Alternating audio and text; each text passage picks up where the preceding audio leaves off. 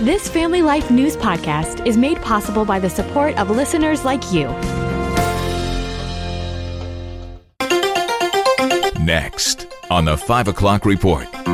Syracuse and central New York, already over 30 inches. Have not had that much snow in about a decade. The president is prepared to take action on health care. Grabbing people off the street and disappearing them. The pager went off and says respond for a individual that is stuck in quicksand. Now, let's go to the newsroom. Good afternoon and welcome to the broadcast. I'm Family Life News anchor Sarah Harnish. We are 10 days out from the start of winter, and right now the roads look like it's beginning to look a lot like Christmas. Most a slip slide in their way home from work. This woman tried to brave the roads in Baldwinsville. It was pretty hairy there for a minute. Yeah, I mean, it's New York, so it's nothing we've not seen before, but definitely a little different. There are lake effect snow warnings, gale warnings, and winter weather advisories for a third of New York State and Pennsylvania at this hour.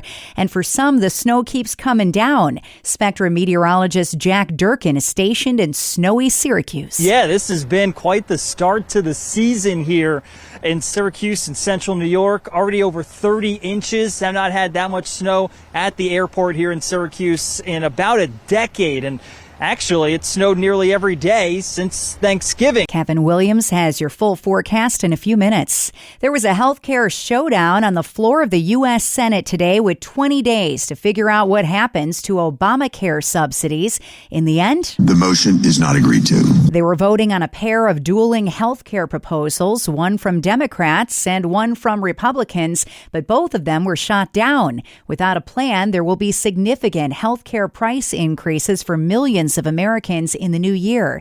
Caroline Leavitt wrapping up a press conference at the White House. The president is prepared to take action on health care, and he wants Republicans on the Hill to do the same. President Trump just got the leader of Venezuela's attention. Dramatic new video released by the Coast Guard shows them rappelling from helicopters, boarding and seizing a Cuba-bound tanker carrying Iranian oil off the coast of Venezuela. It's part of Trump's plan to strike the narco-terrorism threat in the Caribbean Sea.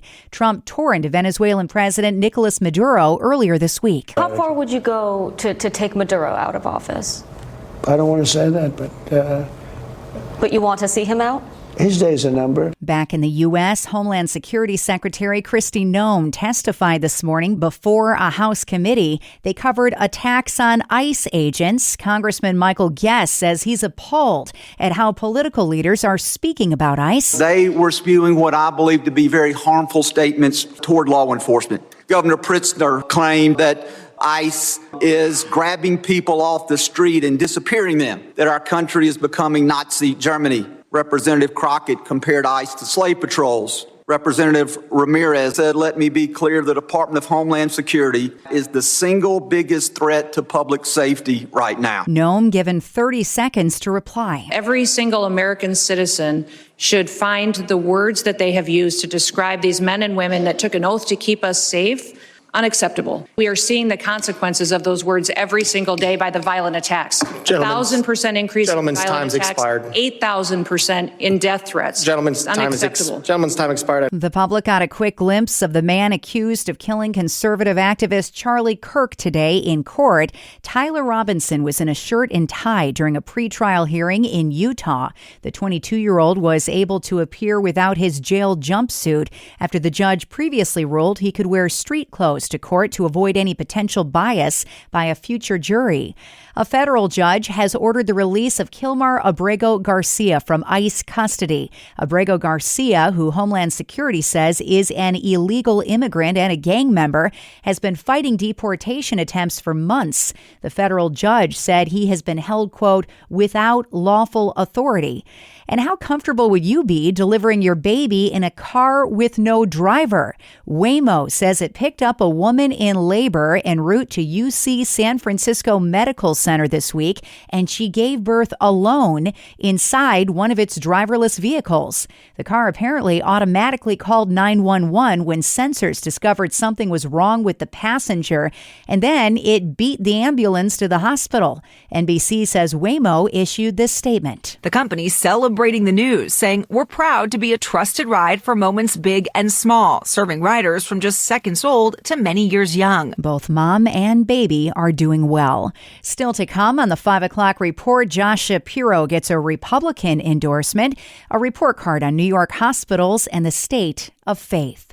Those stories after weather.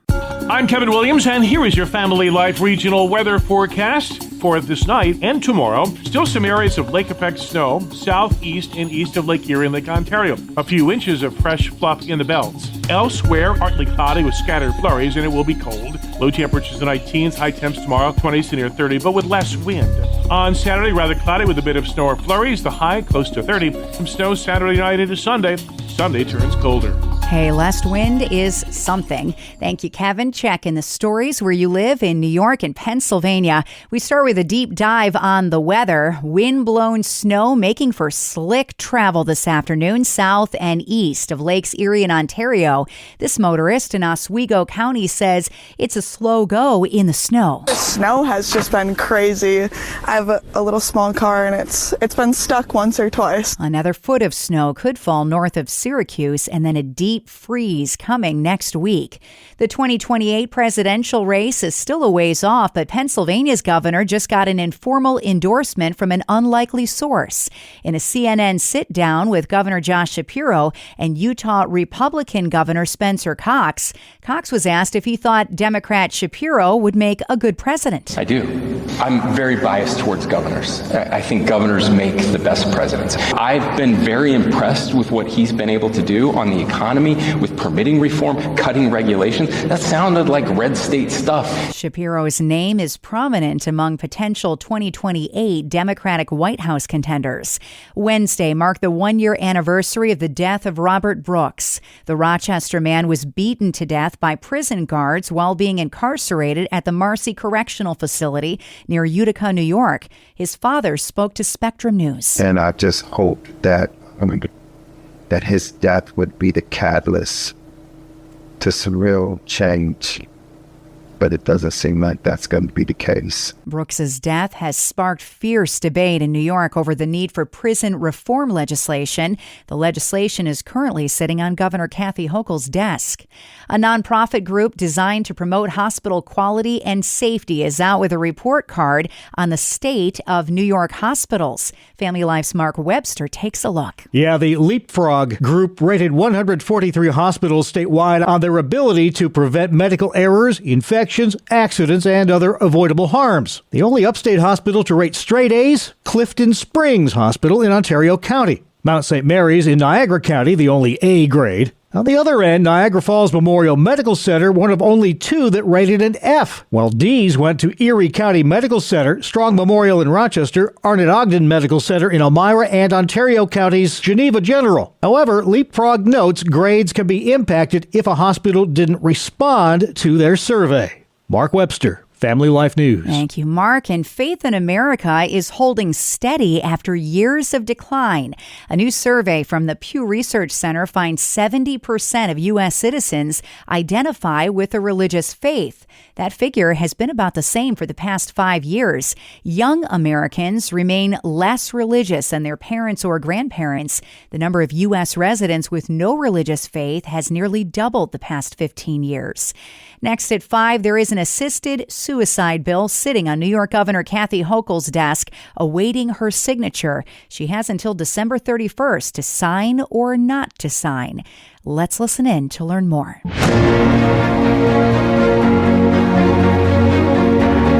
This is Faith Under Fire.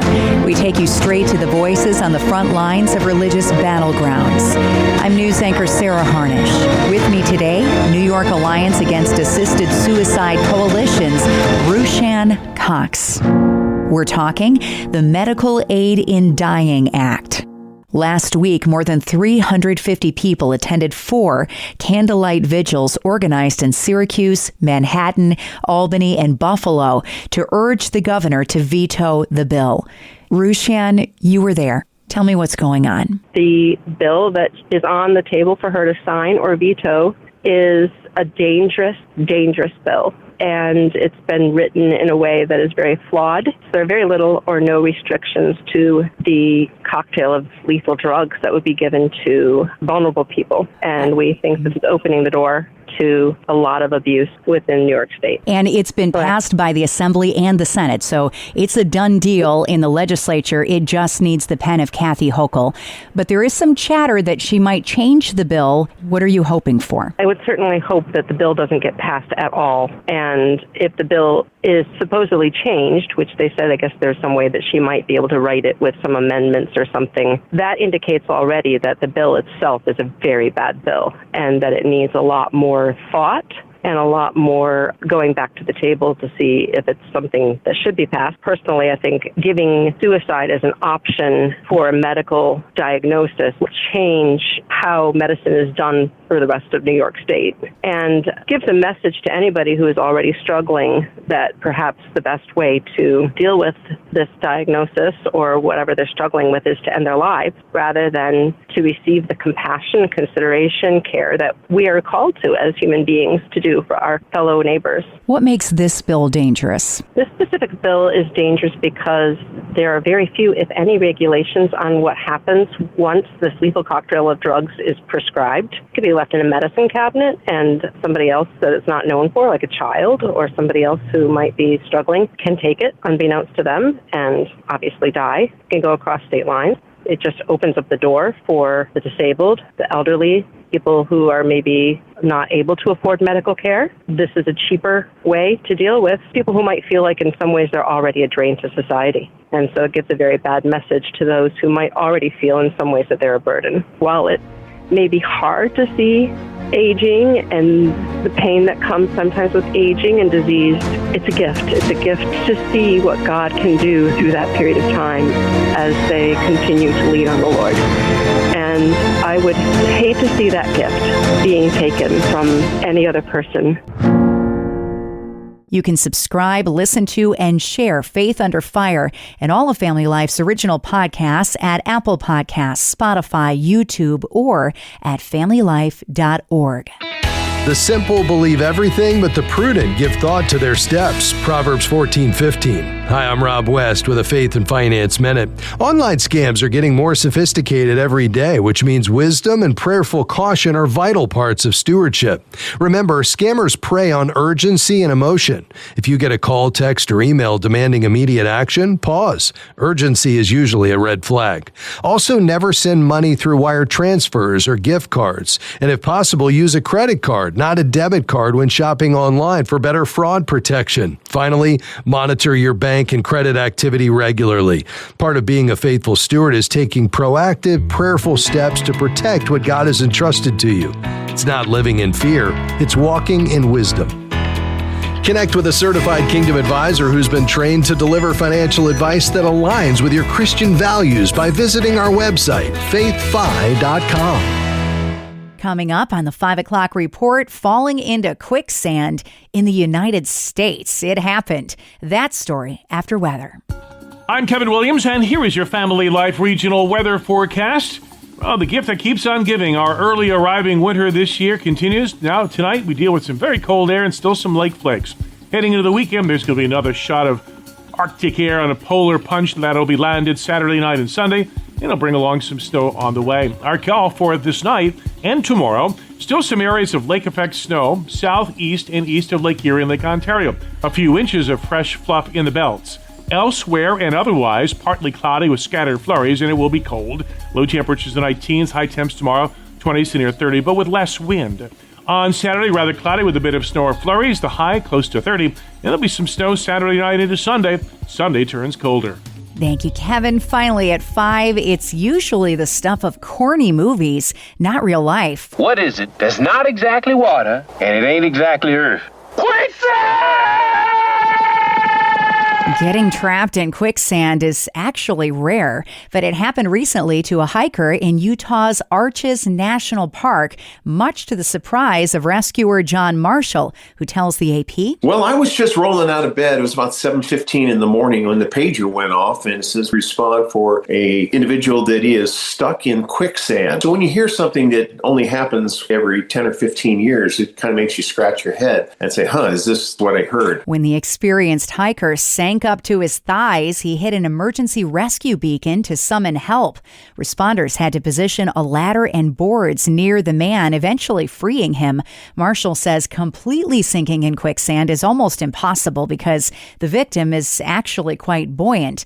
The bigger risk in this case is hypothermia, since the water in the quicksand was near freezing, but after being warmed back up, the resilient victim picked up his backpack and continued his hike. And that's the world that we live in for Thursday, the 11th of December. I'm Sarah Harnish, and this is the 5 o'clock report on Family Life. Thank you for listening to this Family Life News podcast. If you've been encouraged by what you've heard, please share it with others and click the subscribe button to automatically receive future episodes. Family Life is a listener-supported ministry. Podcasts like this are made possible by your financial partnership. Find out more at familylife.org.